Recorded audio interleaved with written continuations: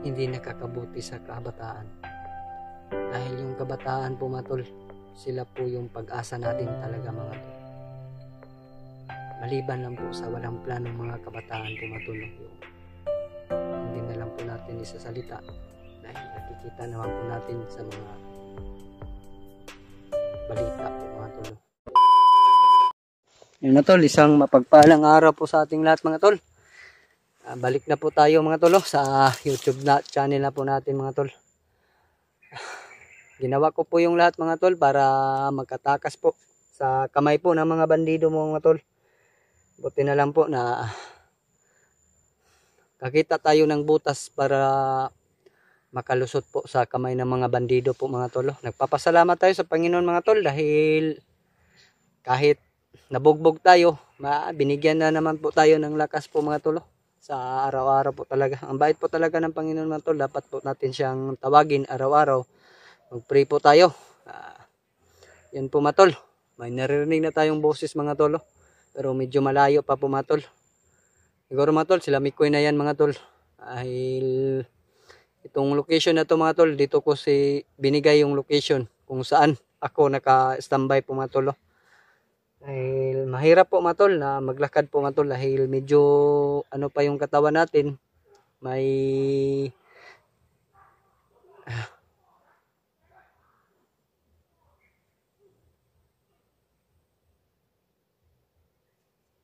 boses talaga mga tol ng mga bandido mga tol.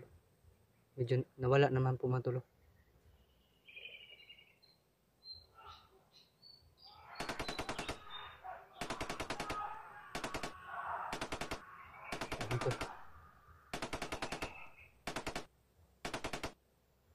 Nawala na naman po mga tol. Yan mga tol.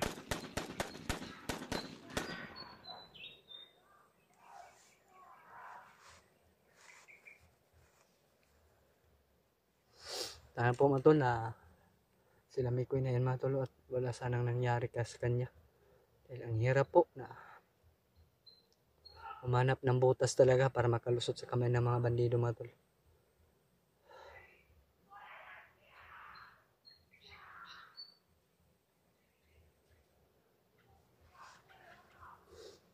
Medyo malayo pa yung boses mga tol na naririnig ko mga tol.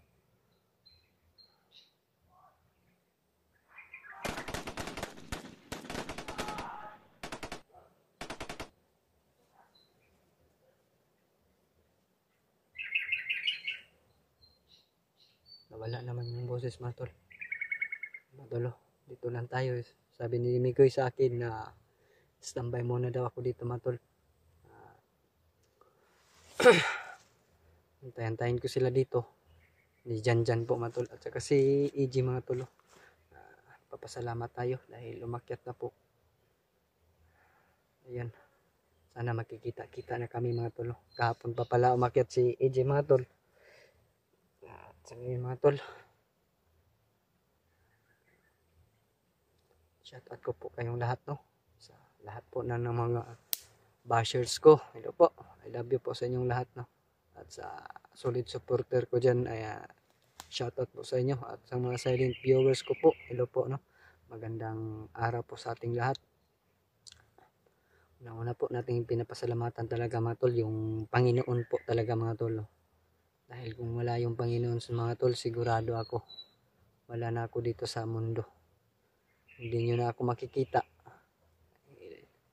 Yung Panginoon lang po talaga yung inasahan ko mga tol sa nangyari sa akin. Buti na lang po mga tol, may binigay siyang butas para makatakas po talaga tayo mga tol. Kahapon po mga tol, medyo masakit pa po talaga yung katawan ko. Ako na lang po yung gumagamot sa sarili kong katawan mga tol. Wala naman po tayong kasama. Si EG at si Mikoy at si Janjan. Hindi pa natin sila nakikita. Sana po matol, ngayong araw magkikita kami. Dahil po matol sa pagkukontak po namin. Nakabigay tayo ng location sa kanilang dalawa. At sana po matol, wala pong mangyayari sa amin. maligtas po namin si Adrian sa kamay po ni Commander Demon po mga tol. Dahil si Commander Demon po mga tol, ibang iba po siya na commander. May gamay po siya kahit wala siya doon sa bihag, may gamay din siyang naiwan doon. Mahirap po talaga na kalaban si Commander Demon mga tol. Sa pangalan pa lang niya po mga tol, parang nakakatakot na po talaga mga tol. Sana po mga tol, yung naririnig kong boses kanina, sila Mikoy na yun mga tol. Sana po ma-share nyo tong video ko para makita naman po ng mga kasamahan ko mga tol kung saan ako naka-standby. Ayun po mga tol, parang medyo malapit-lapit na po yung boses mga tol.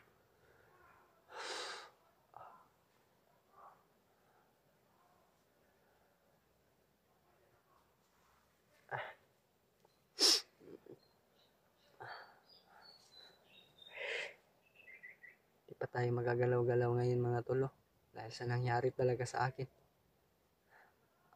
Shoutout ko po kayong lahat mga tol, kay Mami Lovely Rose po. Hello po Mami, isang mapagpalang araw po sa iyo Mami no. At kay Mami Babes ko po, hello Mami Babes, magandang araw po sa iyo. Shoutout po sa iyo. At kay Missy po, hello po Lods, isang mapagpalang araw sa iyo. Shoutout po sa iyo. Kay Kuya Pilipi po, hello po Kuya, isang mapagpalang araw po sa iyo Kuya. Shoutout po sa iyo. Sa lahat po na hindi ko po nami-mention, shoutout ko na lang po kayong lahat. And God bless po sa ating lahat po mga tol. Sana po mga tol, mag-ingat-ingat po tayo araw-araw sa ating mga lakad. Lalo-lalo na ngayon sa panahon ng kagipitan po talaga sa mundo natin. Na kinalagyan may mga bagay po talaga tayong pag-ingatan. Yung buhay po natin talaga mga tol. Dapat pag-ingatan po talaga natin. Dahil tayo po yung ginagamit ng Panginoon bilang instrumento dito sa mundo ng kinalalagyan natin. Tayo yung instrumento na kung meron yung masasama, dapat nating tulungan o baguhin. Tulad ng mga bandido mga tol. Gusto pong magbabago po ng mga bandido. Tinutulungan po namin mga tol para magbagong buhay. Pero yung hindi talaga magbagong buhay mga tol, tinatawag ko na lang po yung parang sayang na buhay. Dahil hindi po talaga sila nagbabago. Tulad ni Commander Demon mga tol. Ni Commander Paspas na nadali namin nila Mikoy at ni EJ mga tol. Sinunog namin yung katawan. Hinahanap po siya ni Commander Demon yung katawan ni Commander Paspas. Dahil siguro may gagawin pa sa katawan ni Commander Paspas. Pero ang inaalala po talaga namin mga tol, si Adrian po talaga mga tol. Dahil naririnig ko po yung hindi pa ako nabibihag. Yung nakita ko si Commander at saka si Adrian na bihag nila. Naririnig ko po talaga mga tol na gagamitin po talaga daw nila si Adrian mga tol. Hindi natin alam na makalaban natin si Adrian muli. Pero hindi tayo papayag mga tol. Parang ano po talaga yung sabi ni Commander Demon na naririnig ko.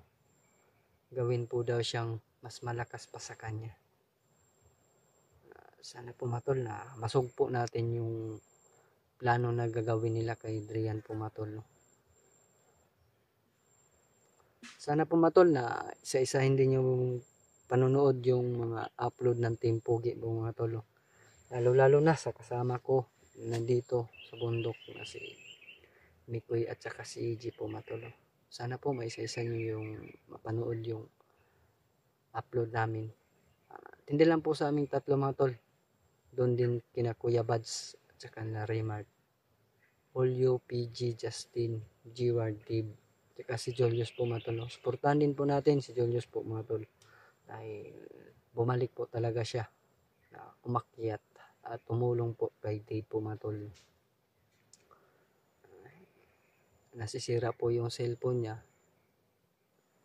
Buti na lang po mga tol na nagawa ng paraan yung cellphone niya. Muling nagamit niya sa pagbablog po mga tol. Sana po talaga mga tol, lahat po namin mga mission doon kina Kuya Buds dito sa amin, magtagumpay po talaga mga tol. Para po magkikita-kita na po kami lahat sa Patag dahil parang medyo matagal na po kaming hindi nagkasama-sama talaga mga tol. Mga 2 buwan na yata na hindi kami nagkasama nila Kuya Buds mga tol. Hindi na kami nagkukulab. Sana po mga tol, magtagumpay yung mission namin. Lalo na ngayon mga tol, sa sobrang dami ng mga bandido dito sa bundok.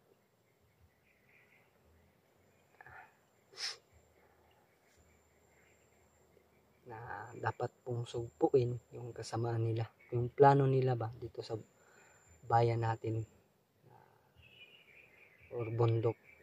May plano po talaga si Commander Demon or Commander Bagnot dito sa bundok mga tol. Siguro na dalhin yata niya yung mga kabataan dito sa bundok para maging bandido po mga tol. Gagawin po talaga nila yun mga tol. Nandito naman po kami na handang sumugpo sa mga plano ni Commander Demon at Commander Bagnot. Yung mga plano nila ba na hindi nakakabuti sa kabataan. Dahil yung kabataan po mga tol, sila po yung pag-asa natin talaga mga tol. Maliban lang po sa walang planong mga kabataan po mga tol, yung hindi na lang po natin isasalita dahil nakikita naman po natin sa mga balita po mga tol, yung mga kabataan ngayon parang nag-ibang landas na po yung utak nila. Ang iba naman po mga tol, matuwid at matuwid po yung hangarin nila. Nagpapasalamat tayo sa mga kabataan ngayon na nagiging matuwid sa daan. Parang may plano po talaga sila. At sa mga kabataan din na parang hindi gusto maging matuwid, sana po pagdasal din natin sila mga tol na magbagong buhay po talaga mga tol. Dahil yung mga free natin mga tol sa Panginoon o hinihiling natin sa Panginoon, wala pong imposible talaga mga tol pag ang Panginoon na po yung gumagalaw sa atin. Hindi po natin alam. Hanggang dito na lang po yung buhay natin ngayong araw. Dapat po tayong handa po talaga mga tol sa ano pong mangyayari sa atin o mawawala dito sa mundo. Ako po mga tol, wala po akong kinatakutan kundi ang Panginoon lang po talaga. Kung kukunin niya ako ngayong araw or bukas o sa susunod na araw, tanggap ko yun mga tol.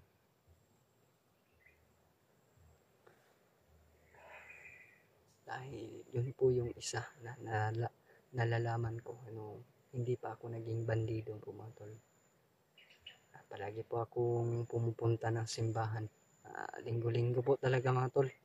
Nung hindi pa ako nagbandido, linggo-linggo po ako nagsisimba. Pag wala po tayong simba, eskwela, tsaka pray lang po, study. Yung ginagawa ko. Sa awa ng Diyos mga tol, nakapasok man tayo sa magiging commander noon. Pero nandyan siya. Parang niyakap yung puso natin na magbagong buhay. Kaya ngayon po mga tol, nagpapasalamat po talaga tayo sa Panginoon. Nagpapasalamat po ako talaga sa Panginoon. Dahil nandyan siya, ginawa niya instrumento si Kuya Buds. Ginamit niya yung vlogger na si Kuya Buds para po magbagong buhay po tayo mga tol. Papasalamat po tayo sa Panginoon at saka kay Kuya Buds at sa lahat ng mga supporters at sa lahat po na mga nagbigay ng tulong sa akin noon. Nagpapasalamat po ko sa inyo. hanggang ngayon po sa nagbibigay po ng tulong sa akin, nagpapasalamat po ko sa inyo. Dahil nandyan kayo, parang ina or kapatid. Yung turing ko sa inyo. Nagpapasalamat po talaga ako sa inyo. Dahil nandyan kayo na gumagabay po sa lakad po namin dito sa bundok. Tumutulong din po sa mga financial po natin. Nandyan kayo na tumulong. Nagpapasalamat talaga ako sa inyo mga tol. Hindi lang kay Kuya Bads ako magpapasalamat, kundi sa lahat din ng mga solid supporter ni Kuya Bads at sa akin po, mga silent viewers niya, silent viewers ko. Nagpapasalamat na po ako sa inyo. Nagpapasalamat po talaga ako sa inyo ng araw-araw po. Pasensya na po na hindi po kayo mami-mention po. No? Alam nyo naman po na kayo yung pinadinggan ko ng pasalamat. Sana po na hindi din kayo magbabago tulad ko na hindi na ako babalik sa bundok. Dahil nandyan kayo na parang gabay ko ba. Hindi ko nakikita, ka-chat ko lang, comment, parang gabay po. Nagme-message. Yan po matol. See you in next video po. Sana po ma-share nyo po yung video ko sa mga kasamahan ko. Yan lang po matol. Ingat, God bless po sa ating lahat.